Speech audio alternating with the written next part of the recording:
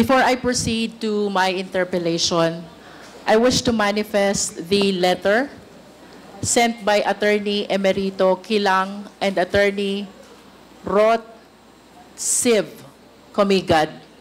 I believe these are counsels of Colonel Ruyina Garma. I share the sentiment of the Quadcom for its integrity being casted with doubt because of the testimony of Colonel GRIJALD0 during the Senate investigation that our chairman, particularly Chairman Abante and Chairman Fernandez, coerced and harassed him. And I wish to invite the attention of the committee and the general public about this joint statement of the two lawyers whom I believe are present during that alleged incident or meeting.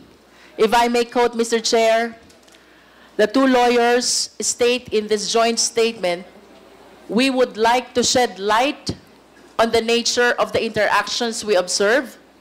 The discussions were focused on ensuring clarity and understanding of Colonel Garma's affidavit, particularly regarding any knowledge Colonel GRIJALD0 might have about the reward system mentioned in it. At no point did any of the congressmen attempt to pressure Mr. GRIJALD0 into confirming to a predetermined narrative. Mr. Chair, I wish to manifest that this letter clearly our Chairman Abante and Chairman Fernandez from the allegations of grave coercion and harassment about that incident which allegedly transpired during the hearing where Colonel GRIJALD0 attended as testified to during the Senate investigation. And with the enlightenment that was given to us by the Council of Record of Colonel Garma, I am urging the Quad, particularly Chairman Abante and Chairman Fernandez, to take the necessary action in order to penalize the perjured statement that Colonel GRIJALD0 gave during the Senate investigation. Mr. Chair. Thank you for that, Congresswoman Luistro. Let it be of record that the letter sent to us by the lawyers of Colonel Garma attesting to the fact that there was no pressure employed in the meeting that was held between Congressman Fernandez and Congressman Abante and Colonel GRIJALD0. And with that, may I ask the committee secretary to please make sure that you provide this letter to Colonel GRIJALD0, to his lawyer, to the Senate for the record, and to this committee, committee secretary. Thank you, Congresswoman Luis. May I request likewise, Mr. Chair, that the letter of the lawyers be shared to the media in order to clean the name and the integrity of the Quad, most especially our two chairmen from the allegations, baseless allegations that were casted by Colonel GRIJALD0 about the alleged coercion and harassment committed by our chairman.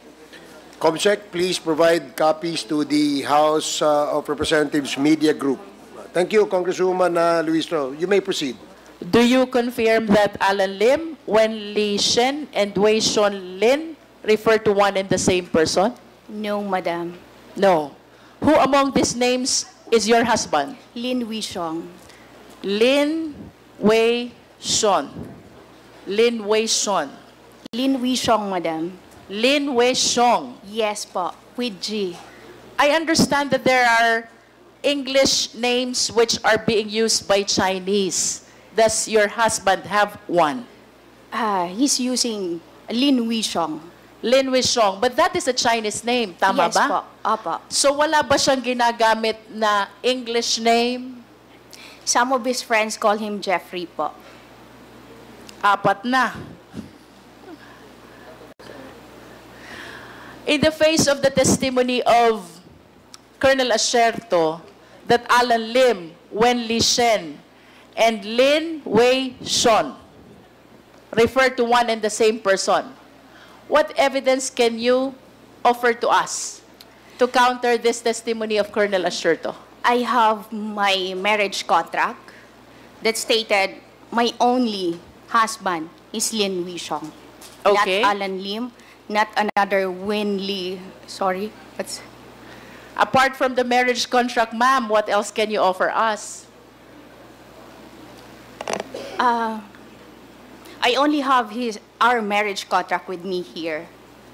I mean, for a big-time businessman who owns a lot of real properties, not only in the Philippines, but even abroad, I'm sure that you have an ample documents to offer us so we can rule out the allegation of Colonel Asherto that these three names refer to one and the same person, and that is your husband. Maybe I can, if it is okay, the ECR card of my husband. ACR? Yes. And also, if possible, passport that my husband is Lin Wishong. May we know how many passports does your husband have? Only one. Is it a Philippine passport or a Chinese passport? Chinese passport po. Chinese passport.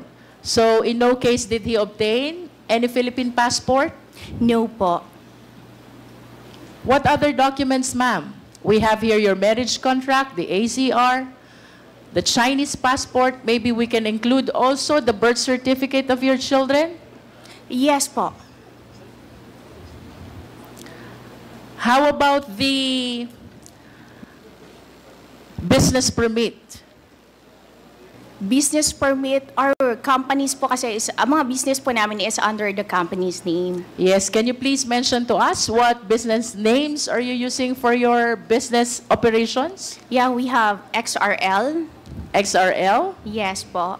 We have Pile, na nandun po yung pangalan niya. Pile? Yes po, Pile Estate and Pile Holdings. Pile Estate and Pile Holdings. And then? Yan lang po yung may mga pangalan po siya na as I remember right now po. Mr. Chair, I respectfully move that we request the submission of these documents from Ms. Rose Nonolin, the marriage contract, the ACR, the Chinese passport, the birth certificate of the children, and may I include the financial statement of XRL and the Pile Estate and the Pile Holdings, along with the articles of incorporation, ma'am? Madam, it's okay po ba na makahingi po ng list ng mga hinihingi nyo sa akin para wala po akong makaligtaan?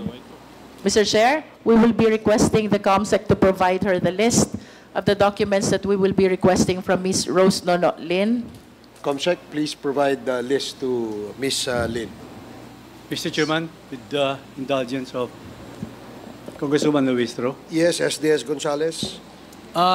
Mr. Chairman, Ma'am Rose Donolim, can we invite your husband para sa hearing na to?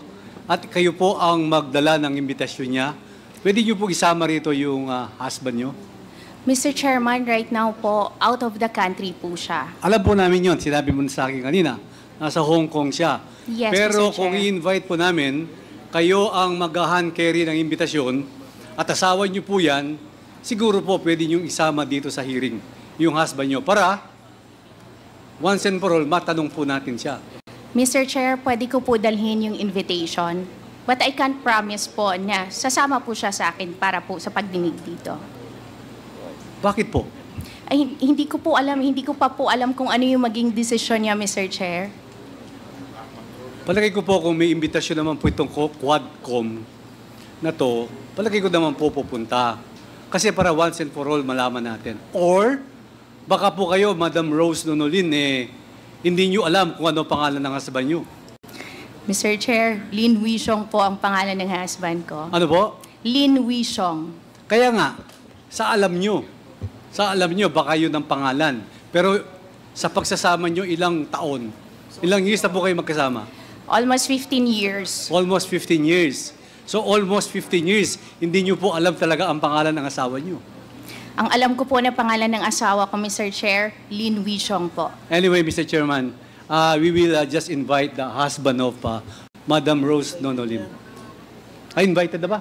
Yes, he was invited previously, and I think for today's committee hearing, he was also invited. Ipapadala natin sa kanya. We will be acting on that invitation later when before the committee adjourns this committee hearing, Your Honor. Mr. Chair, So, please proceed. I wish to further request Ms. Rose Nonolin that with respect to the Chinese passport, if this is similar to a Philippine passport, she submit not only the information page, but also the thumb mark page and the signature page, Mr. Chair. Mr. Chair, if Ms. Rose Nonolin is generous enough to provide information, may we hear from her as well? Ano po ba ang mga business establishments nyo abroad? Mr. Chair, kung okay lang po ba na yung mga businesses namin abroad, eh hindi, or pwede ko ibigay sa inyo through writing? Can you please at least cite the names of your business establishments abroad? Mayroon po kaming taxi company sa Hong Kong. May we know the name? It's Plus Elegance po. Plus Elegance. What else, ma'am? Mr. Chair, it's okay lang po ba na yung mga businesses sa abroad po namin na hindi naman po konektado po sa pagdinig na ito? Hindi na po. I understand, Ms. Rose. However, we're trying to help you rule out the allegation of Colonel Asherto that these three names pertain to one and the same person. And I'm sure that you will be happiest to prove na hindi nga siya itong Alan Lim at itong Wen Le Shen. Tama po ba? Madam Chair, magsasubmit naman po ako ng mga hiningin po ninyong documents. Pero ang hinihingi ko lang po sana yung mga properties namin abroad at businesses, hayaan na po natin po doon. Yes, For I our understand. protection na rin po. We are only trying to establish the identity because it is very hard to investigate on a certain person with three names, and we have here Colonel Asherto who's strongly testifying that this pertained to one and the same person, and that refers to your husband. So I think you should take advantage of this opportunity, Ms. Rose, to offer all these documents, to offer all this information so we can rule out the allegation of Colonel Asherto. Madam, ang sabi naman po ni Colonel Asherto, if may I po, ang sabi niya po simula 2016, hindi na po nagpakita a certain Alan Lim. Ang asawa ko po nandito, kaaalis niya lang po last May. So ibig sabihin po nun, kung hindi nagpapakita a certain Alan Lim, ang asawa ko po nagpapakita. So ibig sabihin po nun, hindi siya si Alan Lim. But to be able to further prove that allegation of yours, I think the documents will be of big help to rule out this allegation of Colonel Asherto.